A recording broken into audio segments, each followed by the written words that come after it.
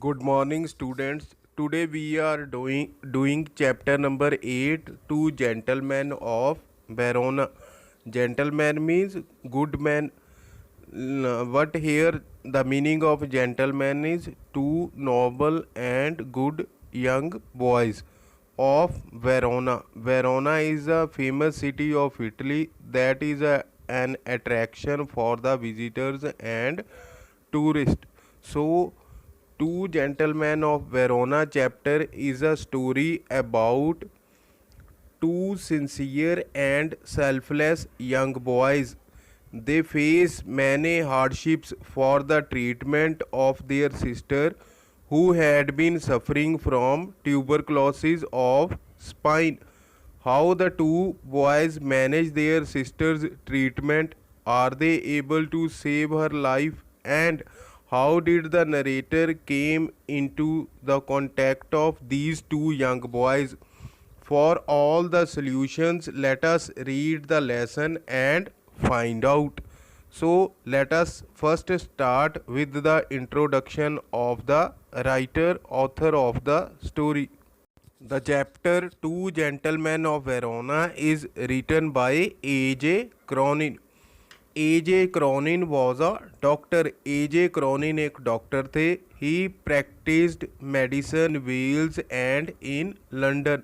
उन्होंने लंदन और वेल्स में अपनी मेडिसिन एक डॉक्टर के तौर के ऊपर प्रैक्टिस की थी. It was while recovering from a breakdown in health. तो यह तब की बात है जब वह अपनी बिगड़ी हुई सेहत में सुधार ला रहे थे. That he wrote his first novel haters कास्टल. तो जब उन्होंने अपना पहला जो नॉवल था हैटर्स कास्टल लिखा. It was a huge success. यह जो नावल था उनका काफ़ी ज़्यादा कामयाब रहा, काफ़ी मशहूर हुआ. Cronin gave up practising medicine. Cronin ने डॉक्टरी का जो पेशा था उसे त्याग दिया. And took to writing as a career. और एक करियर के तौर पर राइटिंग को अडॉप्ट कर लिया. अब वो एक ऑथर बन चुका था डॉक्टर से. He wrote a number of novels and short stories. उसने बहुत सारे novels लिखे और कई सारी short stories भी लिखी. Among his best known novels are The Citadel, The Key of the Kingdom and The Spanish Gardener. उसके जो मशहूर सबसे अच्छे जो novels थे उनमें से Citadel, The Key of the Kingdom and the Spanish gardener जो है नावल्स कुछ उसके मशहूर सबसे अच्छे नावल्स में से एक है. The title of the present story is that of the one of the early plays of Shakespeare. तो इस स्टोरी का जो टाइटल है वो शेक्सपियर के पहले पहले जो नाटक आए थे उनमें से एक है. The story recounts the hard life wilfully spent by two young boys. तो यह कहानी बताती है दो नौजवान लड़कों के बारे में, छोटे लड़कों के बारे में जिन्होंने अपनी मर्जी से अपनी ज़िंदगी जो थी कष्टदायक जीवन जिया. सो दैट दे कुड पे for the treatment of their sister. ताकि वो अपने सिस्टर के इलाज के लिए पैसे दे सकें. एफ्लिक्टेड विद ट्यूबरक्लोसिस, जो कि टीबी से पीड़ित थी. The boys sacrifice their sincerity and devotion to the cause. जिस मनोरथ के साथ उन दोनों लड़कों ने त्याग किया, नेक नियति दिखाई और बलिदान किया. And the maturity they display in their actions gives a new hope for humanity. और उनके कामों में, लड़कों के एक्शंस में जो समझदारी नज़र आती थी, समझदारी दिखती थी, उससे मानव जीवन को एक नई उम्मीद मिलती है. उससे यह पता चलता है कि आज के टाइम में भी जो रिलेशन है और उन रिलेशंस में अभी भी प्यार जिंदा है. नहीं तो सभी लोग जो है मटेरियलिस्टिक हो चुके हैं, सभी लोग पैसे के पीछे भाग रहे हैं. लेकिन यह कहानी हमें यह बताती है कि अभी भी लोगों में रिलेशनशिप्स में प्यार और अफेक्शन जो है बचा हुआ है. So next paragraph is first. as the narrator and his friend drove through the foothills of the Alps foothills of the Alps जो है एक माउंटेन रेंज है यूरोप में. Two small boys stopped us on the outskirts of Verona. Outskirts means a outer area of a town. तो narrator और उसका दोस्त जो थे वो गाड़ी में एल्प्स की जो पहाड़ियाँ शुरू हो रही थी फुट हिल्स में से जा रहे थे, तभी दो छोटे लड़कों ने वेरोना शहर के बाहर किनारे उन्हें रोक लिया. देवर सेलिंग वाइल्ड स्ट्रॉबेरीज. वह दोनों जो लड़के थे वो जंगली स्ट्रॉबेरीज को बेच रहे थे. Don't buy warned Luigi our cautious driver. तो तभी नरेटर का जो होशियार ड्राइवर था उन्होंने नरेटर को चेतावनी दी कि इनसे कुछ मत खरीदो. You will get much fruit much better in Verona. Verona शहर में आपको कहीं ज़्यादा अच्छे फ्रूट्स मिल जाएंगे. Besides these boys. इन लड़कों के फ्रूट्स के अलावा.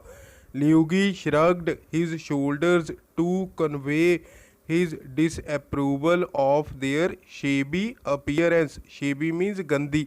उन दोनों लड़कियों की जो दिखावट थी वो काफ़ी ज़्यादा गंदी थी, इसलिए जो ल्यूगी था ड्राइवर था उसने अपने कंधों को झटका और अपनी नाराज़गी जाहिर कर दी.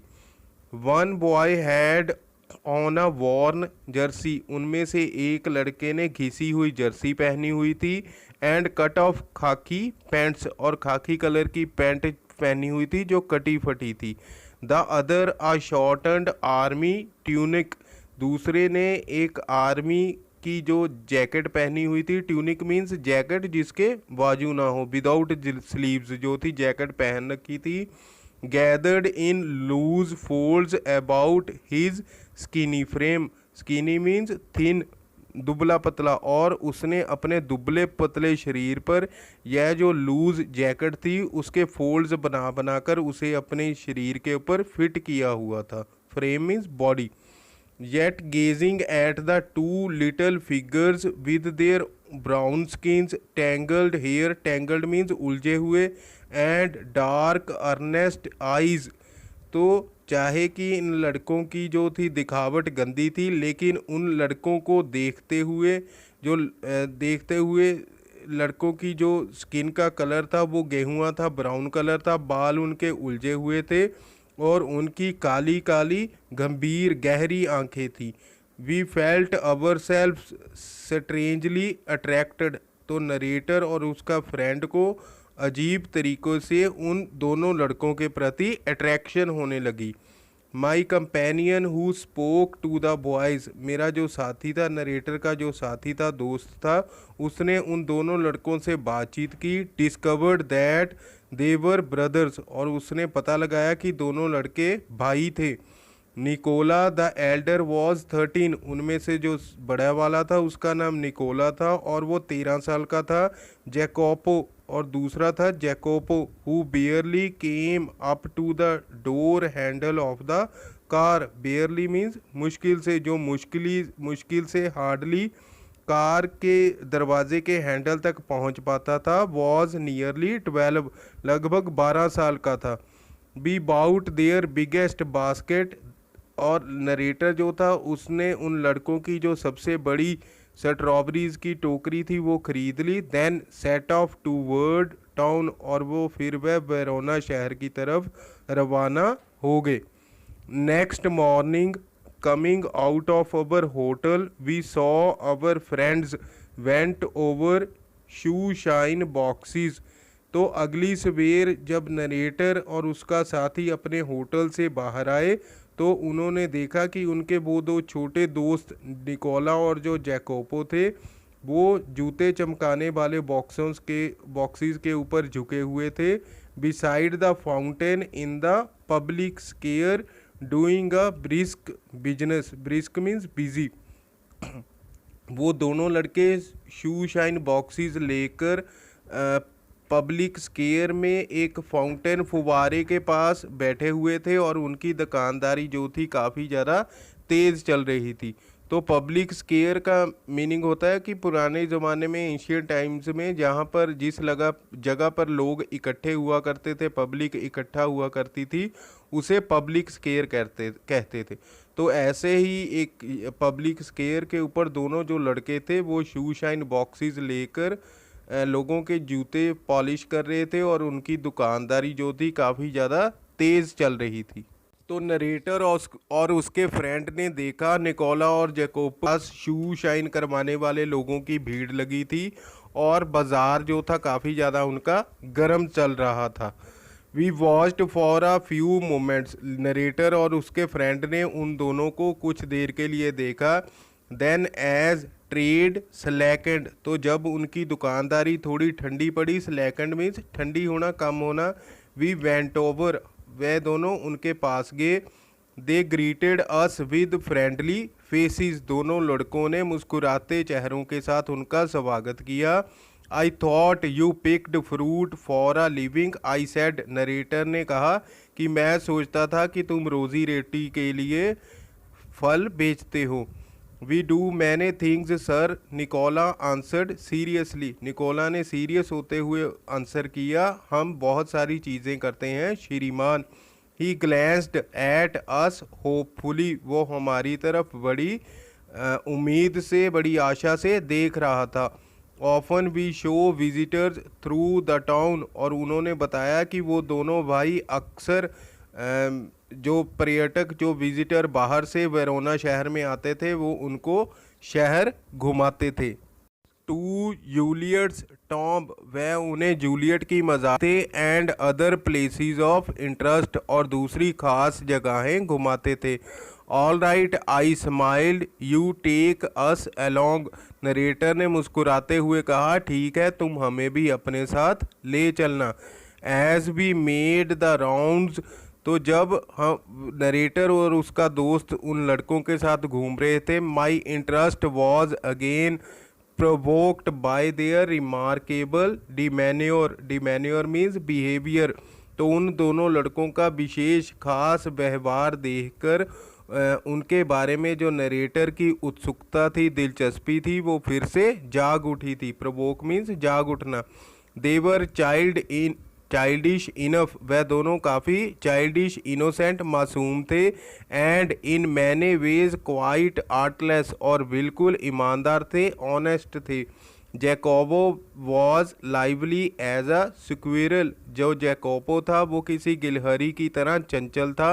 निकोलाज smile was steady and engaging, Nicola की जो मुस्कुराहट थी वो फिक्स थी, स्थिर थी और आकर्षित करने वाली थी। Yet in both these boyish faces there was a seriousness which was far beyond their years, लेकिन इन दोनों लड़कों के चेहरों के ऊपर एक ऐसी गंभीरता थी, सीरियसनेस थी, जो उनकी उम्र से कहीं ज़्यादा परे थी। उम्र में छोटे थे लेकिन उनके चेहरों पर जो सीरियसनेस थी वो बड़े लोगों जैसी दिखती थी। In the week followed we saw them frequently, for they proved extremely useful to us, तो सप्ताह में लेखक और उसके दोस्त की मुलाकात उन दोनों लड़कों से अक्सर हुई, कई बार हुई, क्योंकि वो उनके लिए काफ़ी ज़्यादा फ़ायदेमंद साबित हुए थे। If we wanted a pack of American chocolates or seeds for the opera, opera means यहाँ पर एक नाटक को गीत के रूप में दिखाया जाता है, और the name of a good restaurant, Nicola and Jacopo could be relied upon to satisfy our needs. Relied means भरोसा करना, बिलीव ट्रस्ट करना। तो अगर नरेटर को अमेरिकन चॉकलेट्स का पैकेट चाहिए होता था, जहां उन्हें ओपेरा में अपनी सीट्स बुक करवानी होती थी, जहां कोई अच्छे रेस्टोरेंट का उन्हें नाम चाहिए था, तो निकोला और जैकोबो के ऊपर वो अपनी ज़रूरतों को, सभी ज़रूरतों को पूरा करने के लिए उनके ऊपर पूरा भरोसा कर सकते थे। What struck one most was their willingness to work, उनके बारे में जो सबसे ज़्यादा चीज़ हैरान करने वाली थी वो थी उनके काम के प्रति लगन। During these summer days under the hot sun they shined shoes, तो इन गर्मियों के दिनों में तपती हुई धूप में वो जूतों को पॉलिश करते थे, सोल्ड फ्रूट फल बेचते थे, हॉक्ड न्यूज़पेपर्स घर घर जाकर जगह जगह जाकर न्यूज़पेपर बांटते थे, conducted tourists around the town tourist लोगों को शहर घुमाते थे, एंड रैन एरेंड्स और लोगों के मैसेजेस लेकर जाते थे। रैन एरेंड्स का मीनिंग है मैसेज लेकर जाना। One night we came upon them in the windy and deserted square resting on the stone pavement beneath the lights. तो एक रात को लेखक की मुलाकात उन दोनों लड़कों से हुई। जो रात थी वो काफ़ी ज़्यादा तूफ़ानी थी और बिल्कुल सुनसान थी। जो स्क्वेयर था, पब्लिक स्क्वेयर था, वो बिल्कुल सुनसान था और जो रात थी वो तूफ़ानी थी। और दोनों लड़के जो थे पत्थर के बने हुए पेवमेंट फुटपाथ के ऊपर लाइट्स के नीचे, बीनीथ मीन्स नीचे, रेस्ट कर रहे थे। निकोला सैट अपराइट, निकोला सीधा बैठा हुआ था, टायर्ड थका हुआ लग रहा था। A bundle of unsold newspapers ले एट हिज फीट, और उसके पैरों में एक अनसोल्ड न्यूज़पेपर्स का बंडल पड़ा हुआ था। Jacopo his head resting upon his brother's shoulder was asleep, तो जैकोपो जो था अपने भाई के कंधे के ऊपर सिर रखकर सोया हुआ था। इट वॉज नियरली मिडनाइट, लगभग 12 बज चुके थे। Why are you out so late Nicola, narrator ने निकोला से पूछा कि तुम इतनी देर रात बाहर क्या कर रहे हो। वेटिंग फॉर द लास्ट बस फॉर पडुआ, तो निकोला ने जवाब दिया कि वो पडुआ की लास्ट बस का इंतज़ार कर रहा था। We shall sell all our newspapers when it comes in, तो जब यह बस आएगी, उसने कहा, हम अपने बाकी बचे हुए सारे पेपर्स जो हैं, न्यूज़पेपर्स हैं, उसमें बेच देंगे। Must you work so hard, you both look rather tired, तो नरेटर ने उससे सवाल किया कि क्या तुम्हें इतनी कड़ी मेहनत करनी चाहिए जबकि तुम काफ़ी थके लग रहे हो। We are not complaining sir, तो निकोला ने कहा कि हम अपनी किस्मत को लेकर किसी तरह से भी नाराज़गी नहीं दिखा रहे हैं।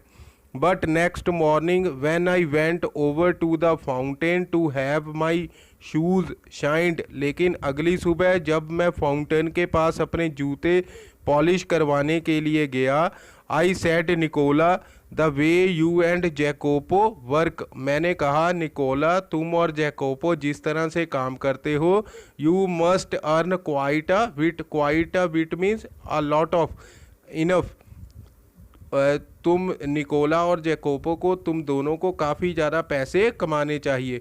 You spend nothing on clothes, कपड़ों के ऊपर तुम बिल्कुल खर्च नहीं करते। यू ईट लिटल इनफ, तुम काफ़ी कम खाते हो। When I see you have a meal, जब मैं तुम्हारा खाना देखता हूँ, it's usually black bread and figs, तो यह सूखी रोटी और अंजीर ही होते हैं। ब्लैक ब्रेड मीन्स सूखी रोटी बिना किसी सब्जी डाल के। Tell me what do you do with your money, मुझे बताओ कि तुम अपने पैसों से क्या करते हो, नरेटर ने उससे पूछा। He coloured deeply under his sunburn then grew pale, तो सनबर्न के कारण जो निकोला का जो चेहरा काला पड़ा हुआ था वो एकदम से पीला पड़ गया। He looked to the ground, वह ज़मीन की तरफ देखने लगा। You must be saving up to emigrate to America, narrator ने उसे कहा कि मुझे लगता है कि शायद तुम अमेरिका जाने के लिए पैसे बचा रहे हो। I suggested, he looked at me sideways, तो निकोला ने उसकी तरफ तिरछी नज़र से देखा, नरेटर की तरफ।